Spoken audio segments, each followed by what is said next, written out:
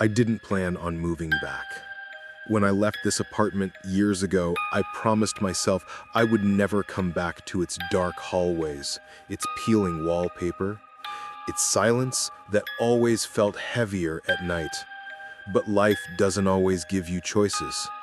So here I am again, 28, holding boxes full of too many books and not enough reasons to keep going.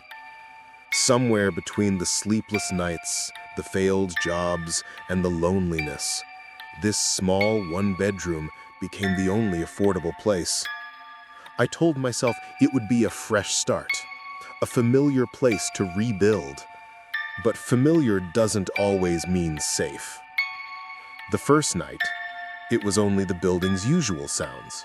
The radiator groaning like it was alive, the floorboards creaking with ghostly steps. But then, there was the bathroom mirror. It isn't big, just a square, spotted thing attached above the sink with rusty corners.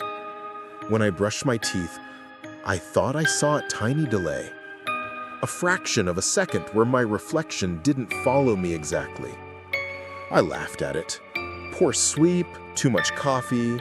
Your brain plays tricks after a few nights without rest. But by the third night, I couldn't laugh anymore. When I raised my hand to touch my cheek, the reflection waited a moment before moving. When I leaned in, it blinked before I did. Small things, subtle, but wrong. I tried to ignore it, even called Emma to distract myself. She's my ex, though she still checks on me sometimes. I think guilt keeps her tied to me more than love. "You sound tired," she said over the phone, her voice soft, steadying. "Yeah, haven't been sleeping." "You never sleep, Daniel." I almost told her about the mirror, about how it was starting to feel less like glass and more like a window.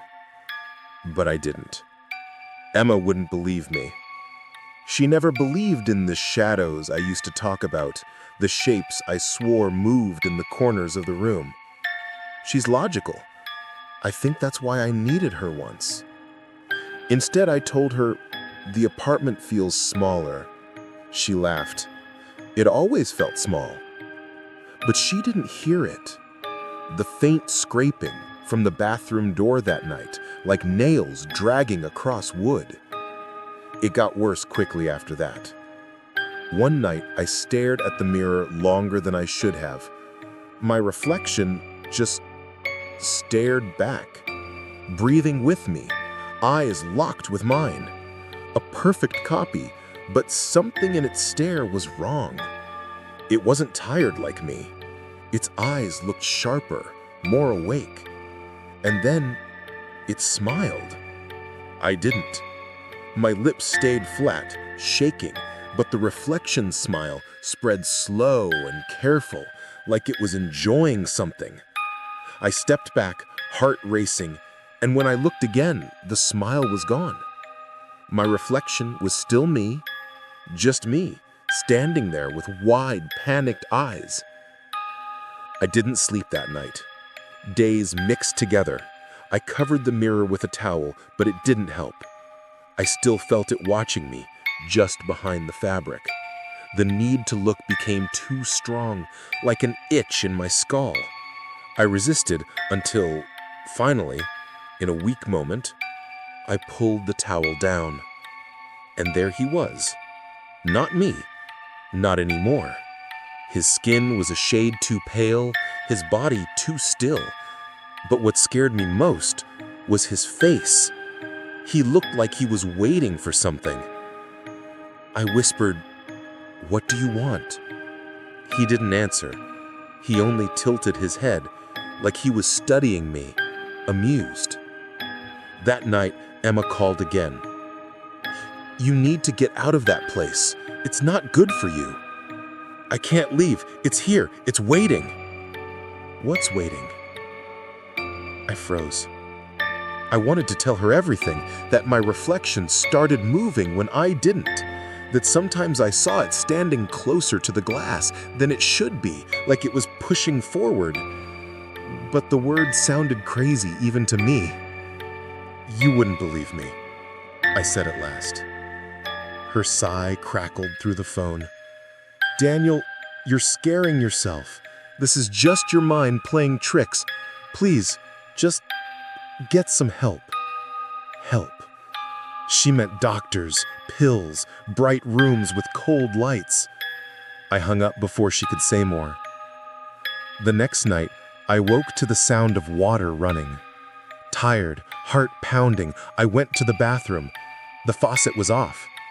The mirror, though, was fogged as if someone had taken a hot shower. When I wiped the glass, he didn't move. My reflection stayed still. Eyes locked with mine, breath fogging the surface again, even though I wasn't breathing hard. I stepped back. His hand rose, palm against the glass. Mine hung at my side. Not a delay, not a trick. He was moving on his own. When his lips opened in a grin, teeth too sharp, too eager, I slammed the door and didn't go back until daylight. I don't know how much time has passed since then. Days turn into nights. I barely eat. My reflection, no, he is getting braver. Sometimes I catch him moving when I pass the bathroom, like pacing. Once I swear I heard a soft tapping, like knuckles on glass, from behind the closed door. I've started avoiding mirrors completely. I shave in the dark, barely look out windows. It doesn't matter. I feel him everywhere, in the corner of my eyes, in the sound of my heartbeat echoing too loudly. But some nights, I stand in front of the glass, unable to stop myself.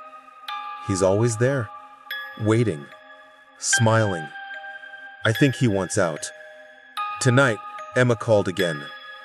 I didn't answer at first. Then I did, just to hear a real voice, to feel connected to something real. "Daniel? I think it's going to take me." Her silence lasted too long. Then she said softly, "No one can take you unless you let them." I wanted to believe her. I tried. But as I spoke, I turned toward the bathroom, and the door was open. I don't remember leaving it that way. The mirror glowed faintly in the dark. My reflection was gone. The phone fell from my hand, and behind me, I heard breathing. I don't know if I'm writing this to warn someone or just to prove to myself that it happened. But if you are reading this, go check your mirror. Stand there for a while. Look closely. See if it smiles first.